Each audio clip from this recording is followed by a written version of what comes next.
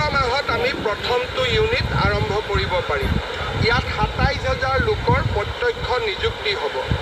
ইয়াৰ উপৰিও এই ইণ্ডাষ্ট্ৰিটো হোৱাৰ লগে লগে ইয়াৰ যিবিলাক ছাপৰ্টিং ছিষ্টেম, অৰ্থাৎ এটা ডাঙৰ উদ্যোগ হ'লে তাৰ ওচৰত এটা ইক'ছিষ্টেম তৈয়াৰী হ'ব লাগে। এই ছিষ্টেমটো ইয়াত তৈয়াৰী হ'ব, বহুত ইণ্টাৰনেশ্যনেল প্লেয়াৰ্ছ ইয়াত আহিব আৰু মই ভাবোঁ যে ই এটা ফিউচাৰ ইণ্ডাষ্ট্ৰী, যাক আমি ছেমি কণ্ডাক্টৰ, AI আমি এইবিলাকৰ ফিউচাৰ ইণ্ডাষ্ট্ৰিজ বুলি কওঁ। ইয়াৰ এটা বৃহৎ কৰিডৰ জাগিৰোডত নিৰ্মাণ হ'ব। মই ভাবোঁ যে এয়া আজিৰ দিনটো আমাৰ জাতিটোৰ বাবে এটা সোণালী ক্ষণ, এটা ঐতিহাসিক ক্ষণ, সোণসেৰীয়া যাত্ৰাৰ এটা মাইলৰ খুঁটা। মই অসমবাসী ৰাইজক আজিৰ এই দিনটোত অভিনন্দন জনাইছোঁ। নিযুক্তিয়ে হোৱা নাছিল, 1 লাখ নিযুক্তি, প্ৰতিটো নিযুক্তিৰে অধিকাৰ হৈছিল আমাৰ খিলঞ্জীয়া থলুৱা অসমীয়াসকল, বৰাকৰে হওক ব্ৰহ্মপুত্ৰই হওক।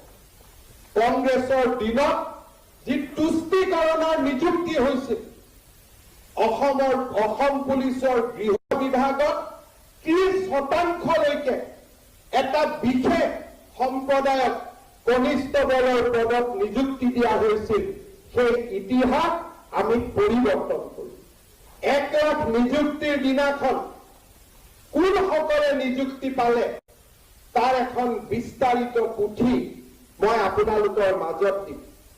প্ৰতিটো নাম পঢ়ি, প্ৰতিটো ঠিকনা পঢ়ি আপোনালোকে গৌৰৱ অনুভৱ কৰিব, এইখন চৰকাৰে কি ধৰণে খিলঞ্জীয়া যুৱক যুৱতীৰ অধিকাৰত সৰ্বোচ্চ আসন দিবলৈ সক্ষম হৈছে।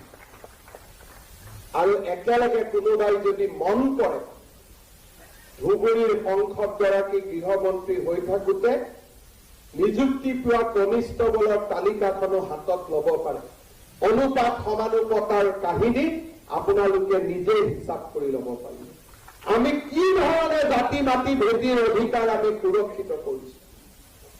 অসম চৰকাৰৰ কৰ্মচাৰীক অনুপাত আৰু সমানুপাতত কি ধৰণে ভূমিপুত্ৰৰ অধিকাৰ বাঢ়ি গ'ল যোৱা 3টা বছৰৰ ভিতৰত, তাৰ জীয়া আৰু জীৱন্ত দলিল আমি আপোনালোকৰ আগত লৈ আহিব পাৰিম, যিদিনাখন 1 লাখ নিযুক্তিৰ কাম আমি সম্পূৰ্ণ কৰিম।